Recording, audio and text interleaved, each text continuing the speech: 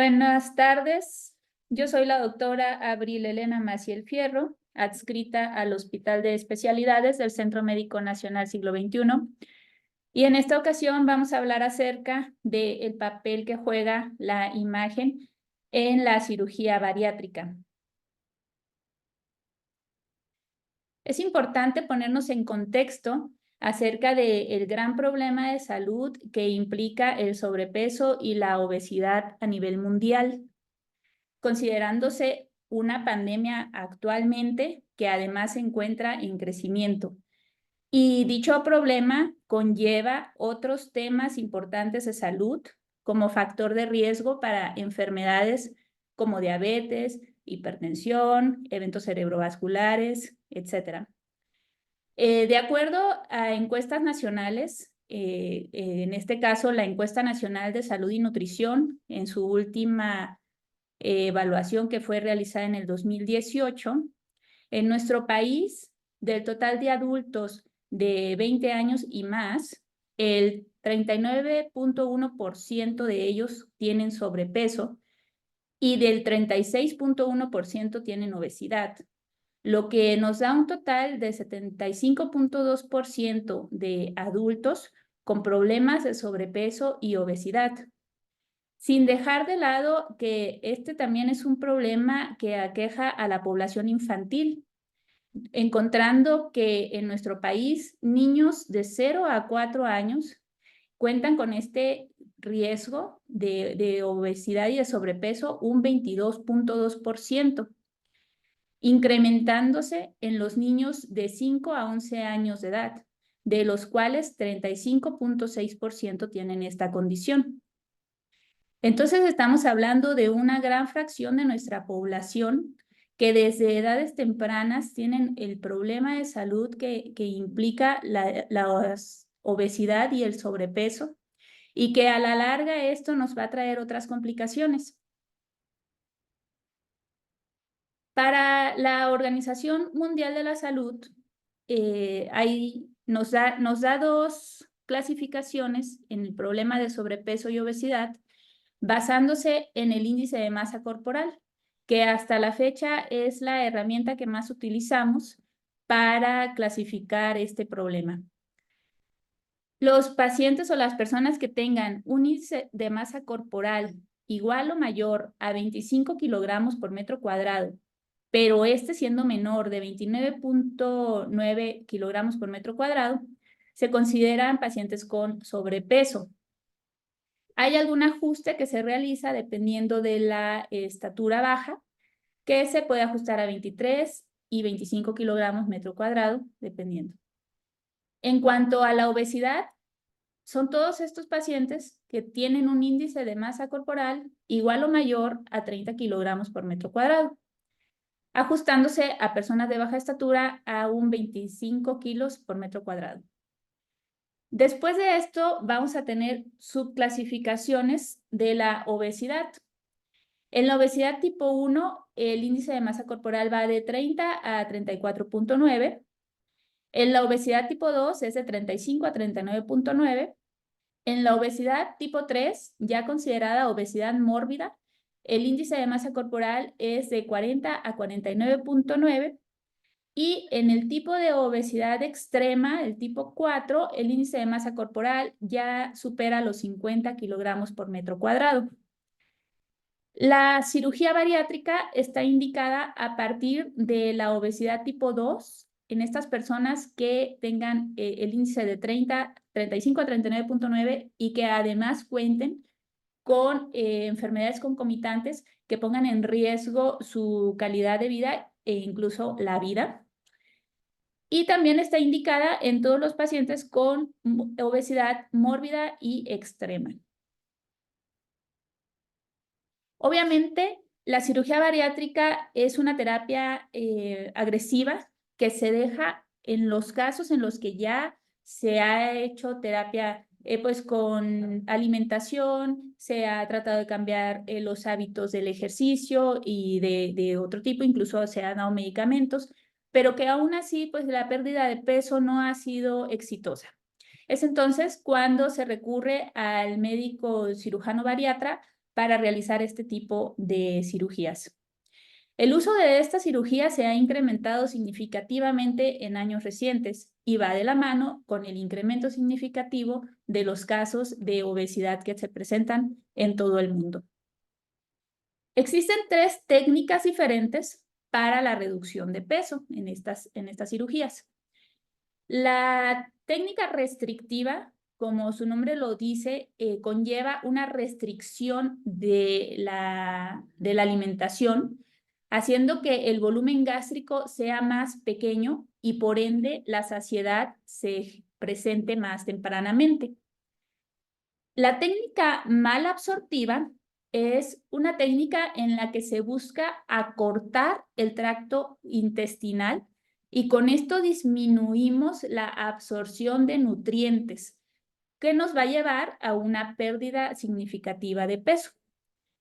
Sin embargo, la técnica malabsortiva también tiene consecuencias, dado que así como dejamos de absorber lo que nos hace engordar, también dejamos de absorber lo que nos nutre y se llegan a presentar deficiencias nutricionales severas y con una pérdida de peso muy rápida que llega a descompensar a estos pacientes. Por eso también se evolucionó a las técnicas mixtas, en la cual se hace una combinación de restricción del volumen gástrico y un acortamiento del tracto gastrointestinal que no es tan marcado o tan severo como en la técnica malabsortiva, y de esta forma se genera una pérdida de peso un poco más controlada y por ende estas técnicas son las de elección en la actualidad. Como ejemplo de las técnicas que les mencioné, tenemos en la técnica restrictiva la colocación de bandas gástricas por vía laparoscópica. La banda puede ser ajustable o no ajustable. La realización de manga gástrica y la colocación de balón intragástrico. En cuanto a las técnicas malabsortivas, está el bypass yeyuno colónico, o sea, una conexión directa de yeyuno a colon, y el bypass yeyuno ileal. Es una conexión de yeyuno haciendo una resección importante de parte de yeyuno y parte de ilion y después una conexión hacia el ilion. Y también existe la técnica de derivación biliopancreática con cruce duodenal. Más, como les mencioné, estas técnicas no son realizadas en la actualidad, dado la alta tasa de diarreas y deficiencia nutricional. En cuanto a la técnica restrictiva, también tenemos importante que se genera una alta tasa de fracaso a largo plazo y por ende la necesidad de nuevas intervenciones quirúrgicas. Es por eso que la técnica mixta, en las que encontramos al bypass gástrico en Yeder-Rux y el bypass tipo SADIS, son las más utilizadas en la actualidad. Ambas pueden ser realizadas por vía laparoscópica o por cirugía abierta, prefiriendo la vía laparoscópica en ambos casos. En cuanto al bypass gástrico en Yeder-Rux, vamos a iniciar hablando de esta técnica, dado que es la más utilizada actualmente, con una buena tasa de efectividad. Esta cirugía consiste en la creación de un pequeño saco del estómago proximal, el cual tiene un volumen estimado de 15 a 30 mililitros, con la exclusión del resto del estómago, así como del duodeno. El duodeno se mantiene en comunicación con la vía biliopancreática y a esta rama se le va a conocer como la rama aferente de la Y. También lo que se realiza es una anastomosis directamente del yeyuno con el saco gástrico pequeño que ya se conformó. Y este trayecto del asa que se asciende puede ir en una posición anterior o posterior con respecto al colon transverso. Por ende, sería un ascenso antecólico o retrocólico, respectivamente. Esta asa ascendida constituye la rama eferente o alimentaria o bien la rama de Rux. Ambas ramas se van a comunicar en una yeyuno anastomosis como vemos en el esquema, la cual habitualmente queda en el cuadrante superior izquierdo del abdomen. Lo que esperamos encontrar por imagen en estos casos es como lo que vemos en la imagen de la pantalla. En color verde se encuentra señalado el saco gástrico de 15 a 30 mililitros, a través del cual va a llegar el contenido alimentario y el cual también se va a comunicar con un asa de yeyuno, la cual se asciende y se considera la rama alimentaria. En el plano axial podemos ver la parte del estómago que queda funcionando y en azul la parte del estómago excluida, que es la mayor parte del estómago y que continúa en comunicación con el duodeno y por ahí se va a realizar toda la derivación de bilis y contenido pancreático. Posteriormente se va a encontrar una anastomosis de yeyuno con yeyuno, la cual, como mencioné, habitualmente se localiza en el cuadrante superior izquierdo del abdomen y la podemos ver tanto en plano coronal como en axial. Aquí tenemos otras imágenes de lo que esperamos encontrar. Mencionamos un pequeño saco gástrico en comunicación con un asa de yeyuno ascendida, a través del cual debe de existir un paso continuo del alimento, en este caso del contraste, que hemos dado para poder ver la permeabilidad de la anastomosis y corroborar que no exista fuga alguna. En la tomografía vemos también la porción de la yeyuno anastomosis y el resto del estómago que ha quedado excluido. Con el estudio de fluoroscopía con contraste hidrosoluble vemos el saco gástrico, la anastomosis y el paso del contraste hacia el asa de yeyuno que ha sido ascendida. Todas las técnicas quirúrgicas conllevan complicaciones. En el caso de la cirugía de bypass gástrico en Yedder-Roux, vamos a dividir estas complicaciones en tempranas y tardías.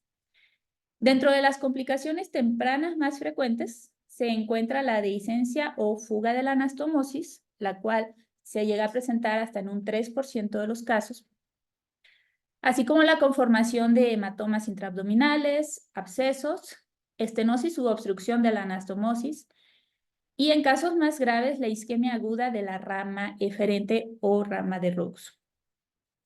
En cuanto a las complicaciones tardías, la que más frecuentemente se presenta es la obstrucción de intestino delgado, hasta en un 5% de los casos. También se presentan las hernias internas, que van de la mano con las obstrucciones del intestino, y estas hernias son generadas debido a la creación de espacios o defectos mesentéricos no anatómicos, que son generados precisamente para poder hacer estos ascensos de las asas y anastomosis. La ulceración y perforación de la gastroyeyuno-anastomosis es secundaria a que existe una constante comunicación del estómago y los ácidos gástricos con el asa de yeyuno. No hay un esfínter, no hay algo que proteja a esta asa y por eso es una frecuente complicación que se generen úlceras en el sitio de la anastomosis. Puede haber también constricciones por presencia de fibrosis a nivel de la anastomosis. Y en casos raros, se puede llegar a presentar fístulas del saco gástrico con el resto del estómago que quedó excluido. De esta manera, el paciente vuelve a subir de peso y se tiene que hacer una reintervención porque pues, el cuerpo busca la manera de seguir comunicando ambas cavidades. De igual forma, podemos encontrar casos de isquemia del yeyuno, cuando los vasos que irrigan a esta asa pues tienen alguna complicación, alguna estenosis o se llegan a trombosar. Aquí tenemos ejemplos de diferentes tipos de complicaciones del bypass gástrico en Yedder-Roux. En las primeras dos imágenes tenemos el caso de una dehiscencia con fuga de la anastomosis, en el cual vemos que tras administrar el contraste, avanza hacia la cavidad gástrica y de ahí tiene un defecto que permite el paso del contraste hacia la cavidad abdominal. Está subdiafragmático izquierdo. Y en la tomografía se corrobora la presencia de todo ese contraste fuera de la cámara gástrica. La estenosis de la anastomosis se puede ver en este caso en el que existe una dilatación del esófago con una abrupta disminución del calibre a nivel de la anastomosis que se genera con estómago y yeyuno, el paso filiforme del contraste y una posterior depósito más grande del contraste. La formación de hematomas, esta es una complicación temprana de la cirugía que vemos que se encuentra esta ocupación heterogénea adyacente al sitio quirúrgico, aquí vemos la línea de grapas, que es compatible con hematoma. Y la complicación tardía y rara que podemos llegar a encontrar también es la formación de un trayecto fistuloso entre las dos cavidades gástricas, la cavidad gástrica pequeña y la cavidad gástrica excluida. En cuanto a la obstrucción intestinal, mencionamos que es la complicación tardía más frecuente. Es importante mencionar que el origen de esta obstrucción se debe principalmente a dos causas. Una es la formación de adherencias y otra es la hernia interna. La formación de adherencias es más frecuente en la cirugía abierta y paradójicamente estas adherencias llegan a evitar la formación de hernias internas, dado que cierran los defectos que se tienen que generar en el mesenterio para este tipo de cirugía.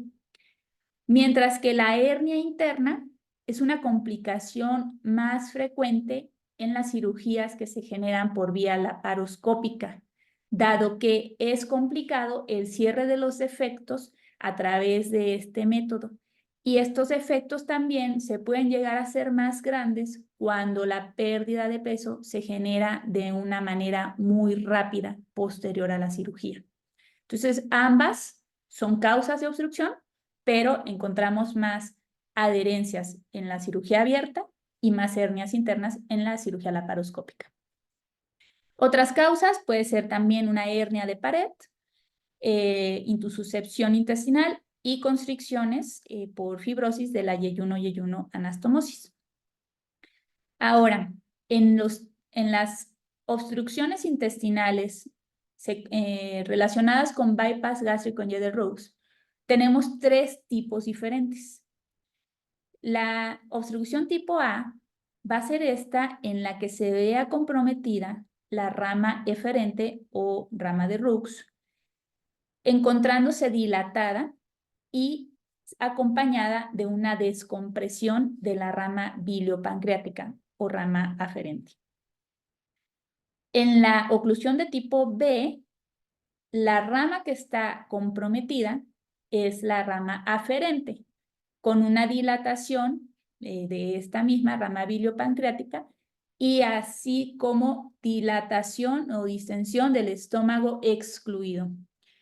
Este tipo de obstrucción conlleva un alto riesgo de perforación y se debe de manejar de forma inmediata. Y en el tipo C es una obstrucción en el cual hay dilatación de las dos ramas distales a la yeyuno anastomosis. Aquí tenemos ejemplo de los tres diferentes tipos de obstrucciones intestinales.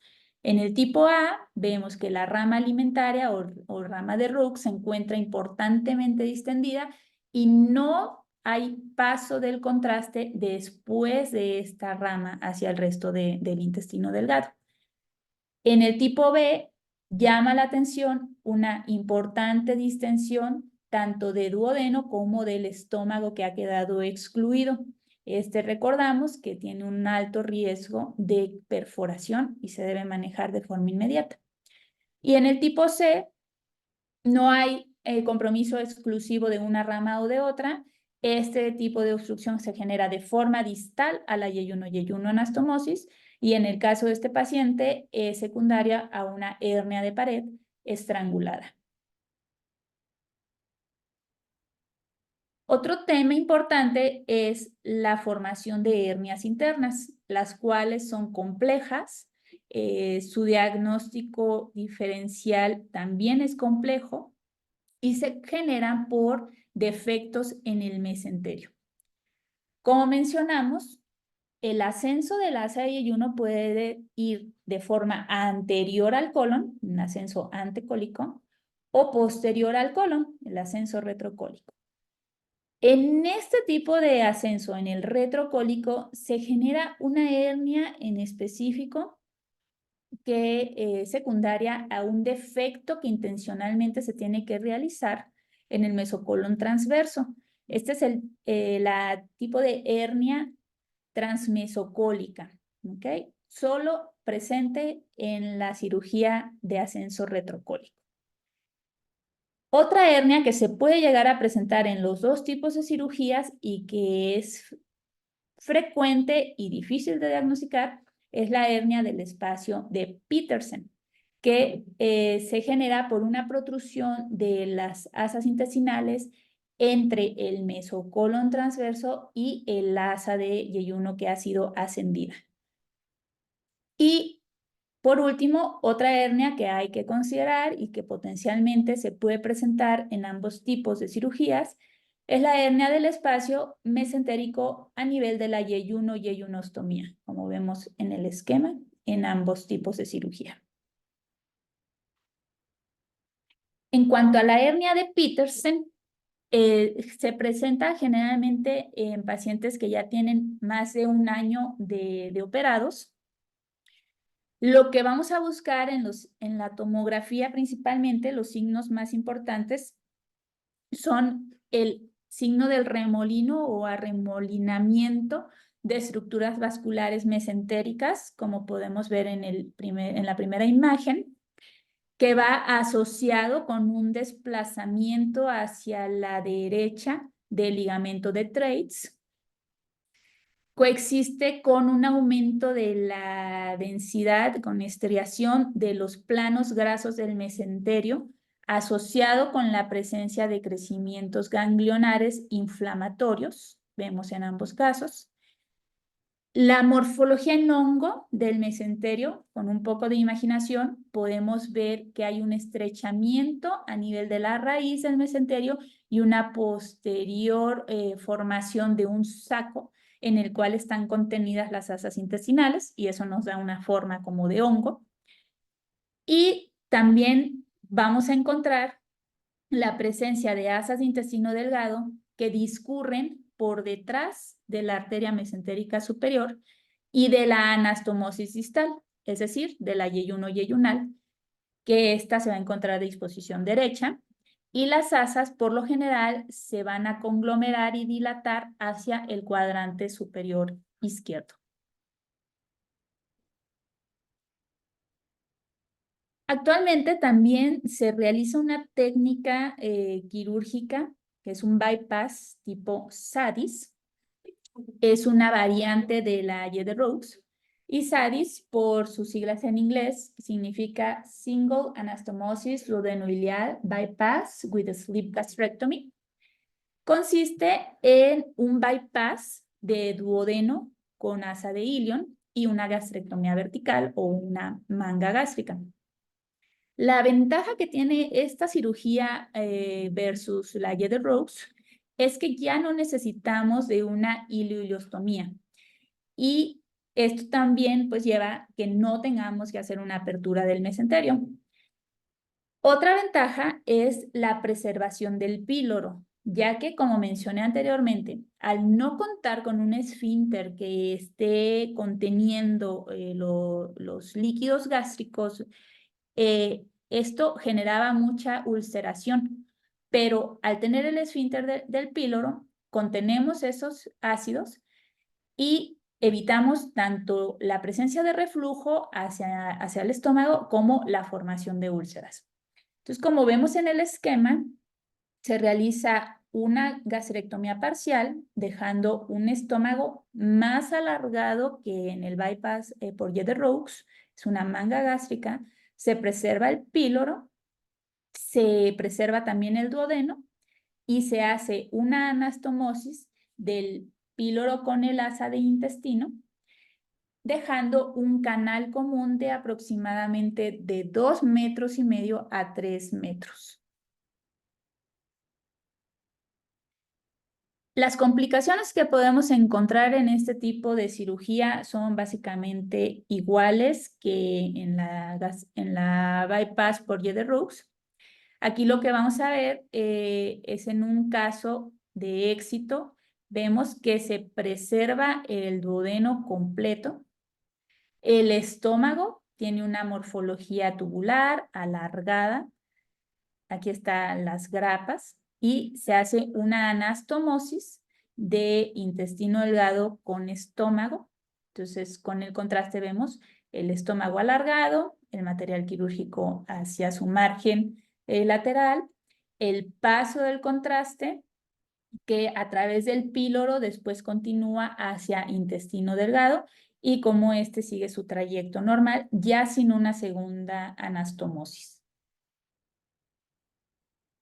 Este tipo de cirugía ha ido en auge. En nuestra unidad médica se han realizado aproximadamente 8 casos de estos en los que han tenido buena evolución los pacientes y pues se espera que eventualmente sea el tipo de cirugía más realizada, desplazando así al bypass por Jeder-Roux. Bueno, ahora vamos a otras técnicas menos agresivas, las técnicas restrictivas. Pero como quedamos, pues también no tienen tanto éxito y eventualmente pueden llegar a requerir de una nueva intervención. La primera de estas es la banda gástrica. Además de ser un procedimiento menos invasivo, también es reversible. Se puede retirar la banda y el estómago continúa en su anatomía normal. Esta banda está elaborada con silicón. Se coloca de forma ajustable alrededor de la porción proximal del estómago, aproximadamente a 2 o 3 centímetros por debajo de la unión esófago-gástrica. En la banda ajustable, la ventaja que tiene o la función es que se puede inflar y desinflar a través de un puerto subcutáneo que conecta con una sonda.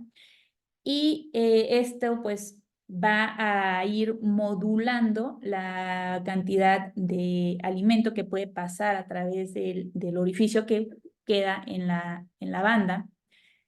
La posición apropiada de esta banda es algo que nosotros como radiólogos tenemos que valorar siempre y se realiza obteniendo el ángulo de pi. Dicho ángulo se conforma por una línea vertical que va con el eje vertebral y una línea paralela que va en el plano de la banda. Y los valores del ángulo de pi normales son de 4 hasta 58 grados. Aquí tenemos el ejemplo de un ángulo de pi.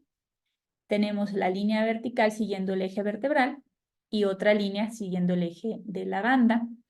Como en este caso, el ángulo es de 48.6 grados. Es un ángulo correcto. La banda está bien colocada.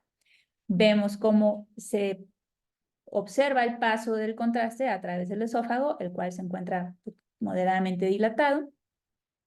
Se genera un pequeño fondo, un saco gástrico, luego viene la banda que permite el paso del contraste hacia el resto del estómago, pero pues lo hace de una manera más controlada y luego de ahí pasa al intestino delgado. En la tomografía, aquí vemos también la presencia de la banda y se ve como una imagen redondeada hiperdensa en el tercio proximal del estómago que genera un estrechamiento del estómago y esto va a generar una saciedad temprana al momento de consumir los alimentos.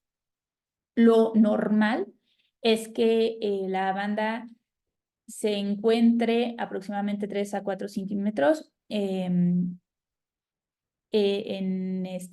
la bolsa del estómago mida de 3 a 4 centímetros cuando tiene una máxima distensión y que el vaciamiento de esta bolsa se realice dentro de los 15 a 20 minutos posterior a la administración del contraste. Eso sería normal. Puede haber casos en los que hay un retraso del vaciamiento, pues eso puede estar condicionado porque la banda tiene demasiada presión. También puede haber casos en los que exista un reflujo gastroesofágico u otras complicaciones, como la mal posicionamiento de la banda, en el cual vamos a utilizar la medición del ángulo de pi. También puede haber perforación del estómago debido a que la compresión de la banda esté ejerciendo isquemia en este sitio y pues posteriormente se haga una úlcera, se perfore y lo vamos a ver con una fuga de contraste. Otra complicación, que haya una dilatación excesiva de la bolsa gástrica superior. Esto puede ser debido o a que la banda quedó en una colocación más baja de lo normal o a que la banda está demasiado llena y genera mucha compresión. La banda también se puede deslizar si el paciente presenta episodios de vómitos, puede llegar a mover la banda y esto va a dar una imagen de horizontalización o vamos a encontrar el llamado signo de la O. Ahorita vamos a ver una imagen de esto. También puede haber alteraciones del tubo que conecta a la banda con el puerto subcutáneo. Si este se llega a desconectar, no va a haber forma de insuflar o de desinsuflar la banda y esto se tiene que manejar de forma quirúrgica. Como mencionaba, también de la mano con la perforación se encuentra la erosión intragástrica. Al esta banda estar ejerciendo demasiada compresión y secundaria necrosis de la pared, la banda puede ir migrándose hacia el interior del estómago, quedando una parte dentro y una parte por fuera, y esto pues va a traer también perforación y va a ser necesario su corrección quirúrgica. Y una complicación generalmente tardía y grave, potencialmente mortal, es la presentación del vólvulo gástrico, en el cual la banda tiene un deslizamiento con torsión del estómago proximal en el sitio alrededor de la banda. En el ejemplo que tenemos aquí podemos observar un caso de vólvulo gástrico. Aquí podemos ver esta imagen radiopaca, más o menos circular, que corresponde a la banda, la cual vemos no se encuentra en su posición normal, ha sido migrada y se asocia con una torsión del estómago, dilatación secundaria, engrosamiento de pliegues y así como el reflujo del contraste hacia el esófago. Este es un caso de un vólvulo gástrico secundario a una complicación de una banda gástrica. En el otro caso que mencionaba, la erosión de la banda intragástrica, parte de la banda se encuentra por dentro del estómago, mientras la otra parte se encuentra fuera del mismo. Entonces, esto puede acompañarse de colecciones, hematomas, sepsis, etc. Cuando la banda está demasiado apretada, como vemos aquí, el paso es muy filiforme, va a haber una dilatación de la porción proximal del estómago, no va a haber un adecuado paso, el paciente va a presentar molestias como reflujo, dolor, etc. La desconexión del tubo, vemos que está la banda, se sigue el tubo que conecta con el puerto subdérmico, pero no hay una comunicación del puerto con el tubo.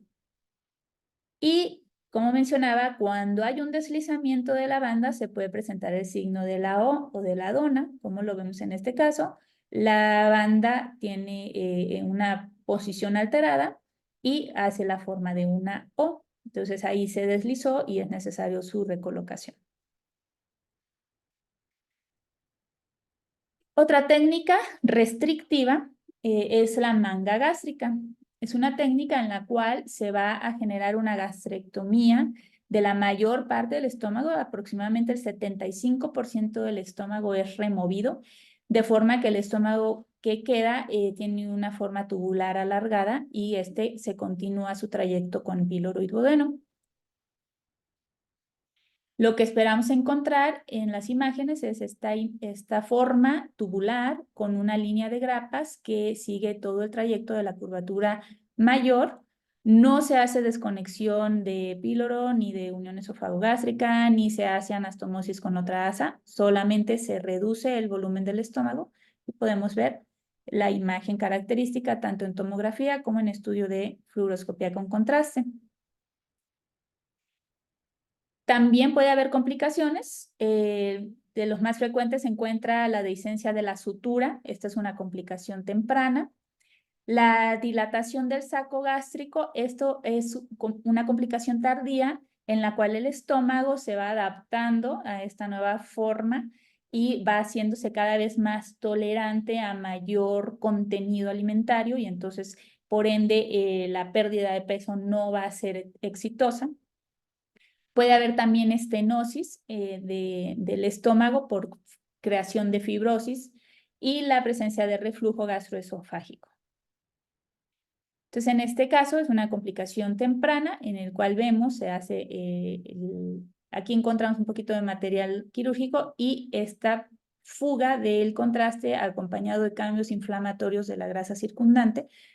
Podemos ver en el estudio de fluoroscopía, la línea punteada trata de marcar dónde iría la línea de grapas y todo este contraste que se ve por fuera, pues corresponde a una fuga del contraste por este defecto. La estenosis generalmente se produce en la porción distal. Aquí vemos un paso filiforme del contraste, se distiende de manera retrógrada el resto del estómago y también se puede acompañar de reflujo, como en este caso. Y aquí un caso de dilatación del estómago. En lugar de tener una morfología tubular que permita una poca cantidad de contenido alimentario, pues este estómago se fue distendiendo y distendiendo progresivamente hasta que ya tolera mucha mayor cantidad de alimento. Bien, no podemos abarcar todas las demás técnicas quirúrgicas que existen en cirugía bariátrica por cuestiones de tiempo, pero hemos hablado de las que más frecuentemente se realizan. Es importante entonces para el especialista en radiología estar familiarizado con las técnicas quirúrgicas bariátricas, de manera que sea capaz de reconocer los cambios anatómicos que se esperan en estos casos, así como las potenciales complicaciones de cada una de estas técnicas. Está demostrado que los estudios de fluoroscopía y tomografía son de gran utilidad en el estudio de estos pacientes, tanto en su seguimiento como en la búsqueda de complicaciones. Las cirugías bariátricas con técnica mixta son las que más se realizan en la actualidad y principalmente estamos viendo un creciente auge en técnicas modificadas como el bypass de tipo SADIS. Las complicaciones posquirúrgicas son frecuentes, pueden llegar a ser mortales y pueden ser diferentes dependiendo de si fue una cirugía laparoscópica o abierta. Y pues es importante siempre estar pensando en ellas al momento de evaluar un paciente con estos antecedentes. Bueno, aquí tienen algunas referencias bibliográficas de las cuales me basé y les agradezco mucho a todos por su atención.